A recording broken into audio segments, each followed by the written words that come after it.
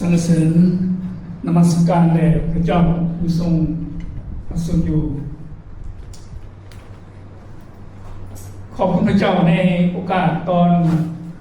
แรกของวันนี้ที่พวกเราได้มาในสถานที่แห่งนี้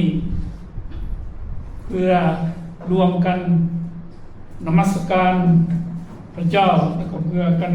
รวมกันที่จะสรรเสริญและขอบคุณพระเจ้า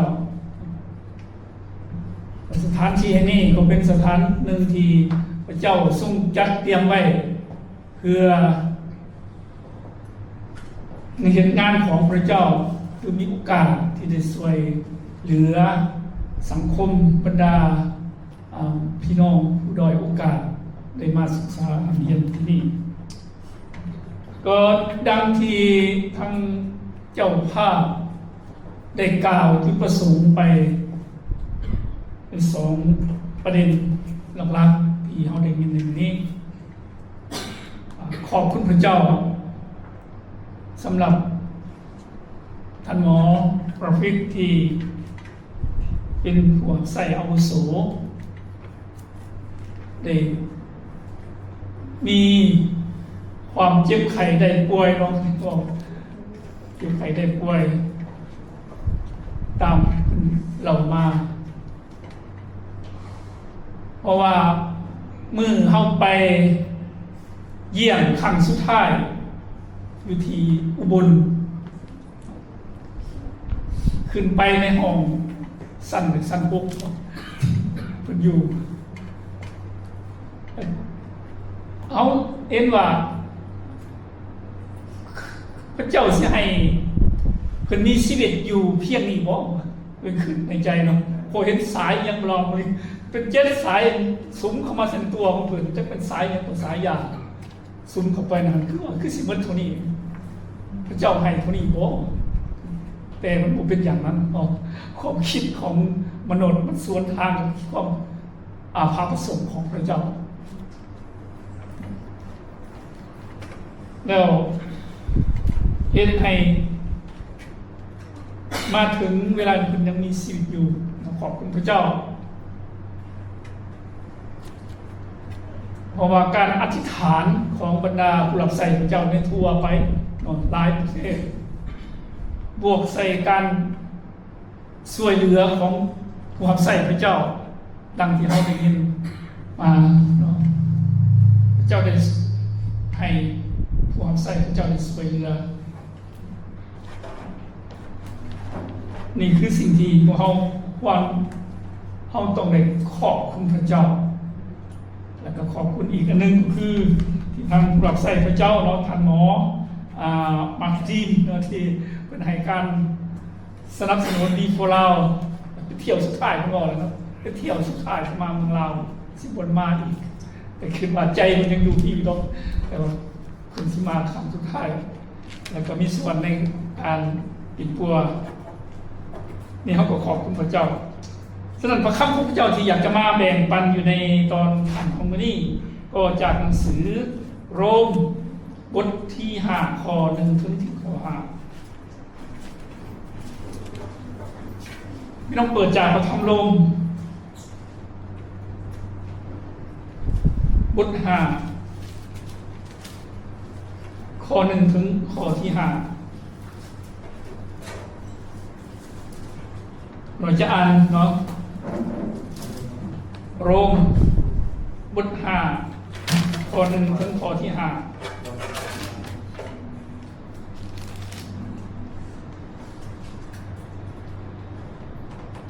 เหตุฉะนั้นเมื่อเฮาทั้งหลายได้ทรงถือว่าเป็นคนสอบธรรมด้วยความเสื่อแล้วพวกเฮาจึงมีสันติสุขกับพระเจ้าโดยทางพระเยซูคริสต์เจ้าของพวกเฮาโดยทางพระองค์เฮาทั้งหลายจึงได้รับความแนะนำเข้าในองค์พระคุณที่พวกเฮายืนอยู่ด้วยความเสื่อและพวกเฮาซื่นชมยินดีในความหวังว่าที่จะมีส่วนในสง่าราศีของพระเจ้าหลายคนนั้นอีกพวกเฮาก็ทรงซื่นยินดีในความยากลำบากด้วยเพราะรู้ว่าค ความยากลำบากนั่นเหตุให้เกิดมีความอดทนและความอดทนนั่นเหตุให้เราเป็นคนที่พระเจ้าทรงเห็นชอบและการที่พระเจ้าทรงเห็นชอบเหตุให้มีความไว้วางใจและความไว้วางใจบ่ฮอนเหตุให้มีความเสียใจเพราะผิดหวังเพราะพระเจ้าได้ทรงเป็นความหักของพระองค์เข้าในจิตใจของเราด้วยทางพระวิญญาณบริสุทธิ์ซึ่งพระองค์ได้ทรงประทานให้แก่เราทั้งหลายแล้วก็รวมใจสิพระเจ้าพระเจ้าพระบิดาขอพระเกียรติเป็นของพระองค์ในโอกาสเวลานี้พวกเขาทั้งหลายอยากจะฟังถ้อยคำของพระองค์และขอพระวิญญาณพระเจ้าทรงซอยสู้พวกลูกให้เกิดความเข้าใจในถ้อยคำของพระองค์ที่คุณเคยอ่านไปขอพระวิญญาณบริสุทธิ์เจ้าได้ขับเคลื่อนพระคำของพระองค์มาถึงชีวิตจิตใจของพวกลูกทั้งหลายด้วยมอบเวลาต่อไปในการทรงนำของพระองค์กราบทูลในพระนามพระเยซูคริสต์เจ้าอาเมน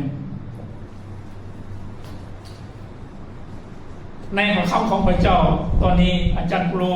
เขียนไปถึงพี่น้องชาวโรมโดยเฉพาะเป็นเน้นถึงบาปการอภัยโทษเนาะความหลอดคนความสอบธรรมพระคุณและความเสื่อเป็นว่าส่วนไรเป็นความสอบธรรมด้วยความเสื่อในพระเยซูคริสต์ฉะนั้นอยู่ในพระคำตอนนี้เมื่อมาเบิ่งแล้วเราเห็นอยู่3อย่าง3ประการประการที่1อยู่ในข้อที่1นี่บอกว่าเหตุฉะนั้นเขาทั้งหลายจึงคนสอบทำโดยความเสื่อแล้วพวกเขาจึงมีสันติสุขตอนนี้เขาเห็นว่าเขามีสันติสุขแล้วสันติสุขนี่มันไม่มีความหมายอย่างไรเนาะ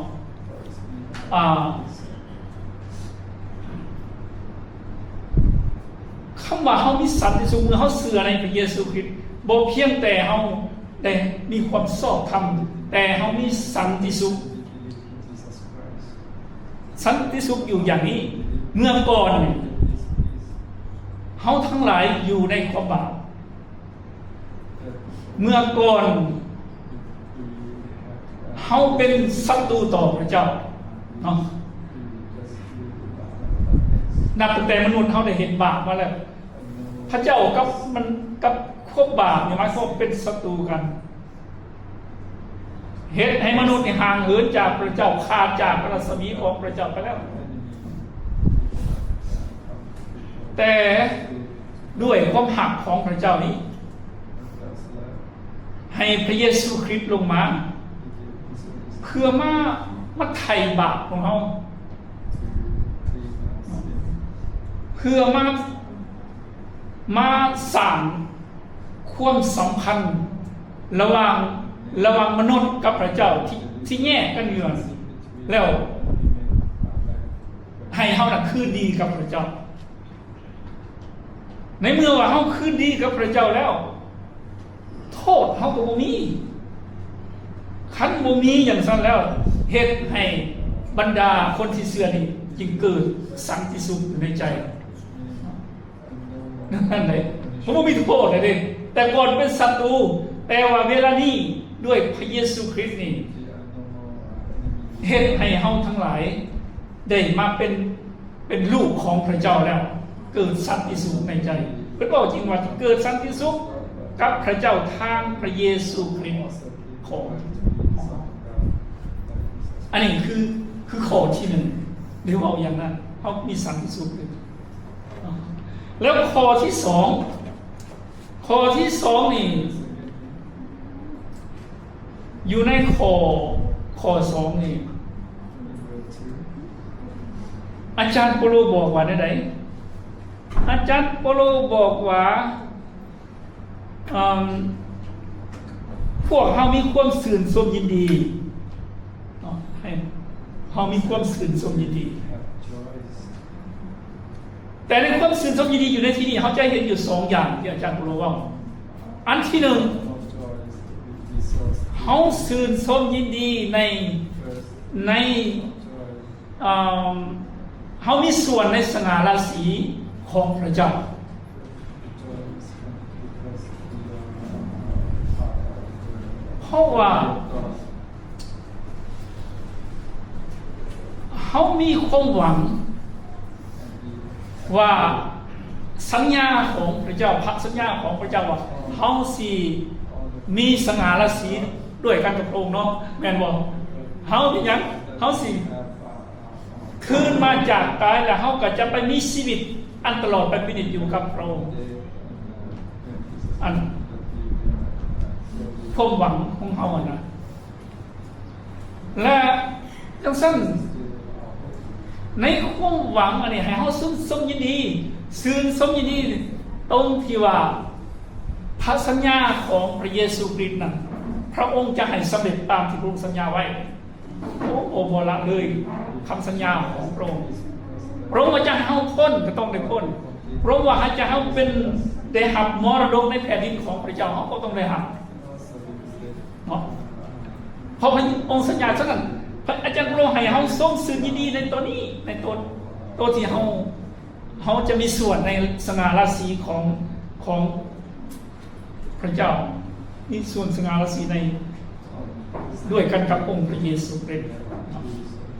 อันนี้ประการที่หนึ่งในความสื่อยินดี แต่ตัวที่สองนี่โอ้ตัวนี้หนักหลายอาจารย์โปรว่าหลายกว่านั้นพอดีให้เขาซื่นสมยินดีในความยากลำบากว่าตัวนี้เขาหับได้หมดซื่นสมยินดีในความหวังว่าเขาจะมีสง่าราศีโอ้ก็ยังใครยังดีอยู่แต่ว่าซื่นสมยินดีอยู่ในความลำบากนี่เขาเห็นได้นะได้บอกได้หมดนครสวรรค์โอ้นั่นที่ทั้งท่านหมอเปิดเนาะหรือผู้อื่นก็ตามมีความเจ็บไข้ได้ป่วยเนาะทรมานหลายอยู่ในโรงพยาบาลแต่ใจเขามันส่งสื่อยินดีหัวนี่นะหรือมีปัญหาต่างๆมีการถูกหล่อล้อมใจต่างๆแต่ว่าเขาน่ะมันหักได้บ่มีโบได้เนาะยากตัวนี้ส่วนหลายเขาเป็นอะไรเมื่อเขามีปัญหามาอุกใจนะบอกเขาสิมีความกังวลใจเมื่อเขาเจ็บเป็นนะหมออยู่ไซวาดียาขนาดไซว่ามันดีไปไหมอันนี้จะสักแล้วเขาสิมีความสื่นสมยินดีได้แนวไหนสนะเหมือนอาจารย์โปรบอกว่าให้ส่งสื่อยินดีความยากลำบากเป็นไปได้บ่เป็นไปได้ดังที่ข้าน้อยว่าแล้วว่าความคิดของมนุษย์นี่มันสวนทางกับพระประสงค์ของพระเจ้าเมื่อพระเจ้าให้เขามีความลำบากเมื่อพระเจ้าให้เขามีปัญหาเมื่อพระเจ้าได้ทดลองเขานั้นพระเจ้ามีพระประสงค์อย่างใดอย่างหนึ่งกับเขานั่นเลยเขาก็คิดว่าโอ้เป็นสังนอเขาบาปอย่างเขาเวรอย่างนี้เขาเป็นอย่างนี้โบแต่แนวคิดของพระเจ้าพระประสงค์ของพระเจ้ามีสำหรับผู้นั้นแนวใดและเขาสื่นใจตรงนี้เขาสื่นสมยินดีในพระประสงค์ของพระเจ้าซึ่งนี้กับเขาเพราะว่าพระเจ้าให้สิ่งนี้เกิดขึ้นกับเขาเพื่อผลประโยชน์ของเขาเพื่อจะเห็นอย่างเพื่อจะพัฒนาความเสื่อของเขาความไว้วางใจของเขานำให้กับพระเจ้าให้หลายขึ้น แนวนั้นเลยต้องส่งสื่อดีๆส่งสื่อดีๆในพระประสงค์ของพระเจ้าสำหรับเขาพระเจ้าอยากให้เขาเข้มแข็งขึ้นในความเสื่อเนาะพระเจ้าอยากให้เขามีความอดทนขึ้นมาส่งสื่อดีๆตัวนี้เลยอันโตเจ็บหรือโบส่งสื่อดีๆนะครับแต่ส่งสื่อดีๆในความสวยของพระเจ้าที่จะมาถึงเราเนาะอันนี้คือสิ่งที่เราจะต้องส่งสื่อดีๆดังที่ยาโคโบได้ว่าอยู่ในบทหนึ่งเนาะยาโคโบบทหนึ่งพี่น้องจะอ่านส่วนพี่น้องฟังยาโคโบบทหนึ่งข้อ2 ถึงข้อที่4ได้ว่าจังซี่เนาะท่านยาโคโบบอกว่าพี่น้องทั้งหลายเอ้ยพวกท่านประสบกับการทดลองต่างๆจงถือว่าเป็นเรื่องน่ายินดีที่สุดเพราะท่านทั้งหลายรู้อยู่ว่าการลองเบิ่งความเสื่อมของพวกท่านนั้นเฮ็ดให้เกิดความมั่นใจและจงให้ความมั่นใจนั้นดำเนินจนสำเร็จเพื่อท่านทั้งหลายจะเป็นคนสำเร็จและครบถ้วนโดยบ่ขาดเกินสิ่งใดนี่ผลตามมาผลที่จะเกิดขึ้นกับเราคือเราจะเป็นคนสำเร็จบ่ขาดเกินสิ่งใดยินดีตัวนี้เด้อให้ส่งถึงยินดีในตัวนี้ตัวที่จะมาหาเราเนี่ยอาจารย์บอกว่าอันนี้อาจารย์เนี่ยท่านยังกูบอกว่าและท่านเปโตรขึ้นว่าอย่างนี้เนาะเหมือนกันท่านเปโตรข้อใน1เปโตรบท1ข้อ6ข้อ7เราจะอ่านในสิ่งนี้แหละจงส่งสื่อยินดีหลายจนถึงแม้นว่าเดี๋ยวนี้จำเป็นที่พวกท่านจะต้องทนความทุกข์โศกความถูกทดลองต่างๆในส่วนขณะหนึ่งถึงแม้นว่าคำก็ยังถูกลองด้วยไฟแต่ความเสื่อที่ลองบึงก็ประเสริฐกว่าคำที่ยอมผู้สูญหายไปดังนั้นแหละการทดลองต่างๆก็เกิดขึ้นเพื่อให้ความเสื่อที่ลองบึงนั้นปรากฏว่าได้รับความสรรเสริญสง่าราศีและเกียรติยศในเวลาที่พระเยซูจะเสด็จปรากฏมาเนาะท่านเป็นโตมาเข้าข้างแล้วสื่อส่งดีๆอยู่ในเป็นการส่งเสริมดีๆหลายส่งเสริมดีๆนี่นะอาจารย์ครูบอกเรียนเดียวกันฉะนั้นอันนี้คือข้อที่2และประการที่3นี่อยู่ในข้อสุดท้ายในข้อที่5ว่าพระเจ้าได้เปล่งความหักของพระเจ้ามาใส่เฮาโดยของประทานโดยพระวิญญาณบริสุทธิ์สิ่งที่เฮาได้เห็นในถ้อยคำของพระเจ้าอยู่นี่อันที่1ก็คือสันติสุขเนาะอันที่2คือความสืบสวนดีอันที่3นี่ก็คือความหักแต่ว่าคนเอาความหักนี่มันนี่อยู่ที่นี่อันนี้มันเป็นหมากของพระวิญญาณบริสุทธิ์เนาะแม่หมอซึ่งประทานมากับพระเจ้าซึ่งสิ่งนี้ประทานมาจากพระเจ้าเขาเห็นเอาเองเป็นความหักนี่เห็นเอาเองกับผู้เป็นความยินดีก็เห็นเองได้ความสื่นทรงยินดีหรือสันติสุขเขาสร้างเอาเองบ่ได้ตัวนี้ความสามารถของคนสามารถสร้างได้แต่มันเป็นของพระสถานจากพระเจ้าคือหมากของพระวิญญาณบริสุทธิ์ทั้งเก่าอย่างเมื่อเขามาเสื่อในพระเยซูคริสต์แล้ว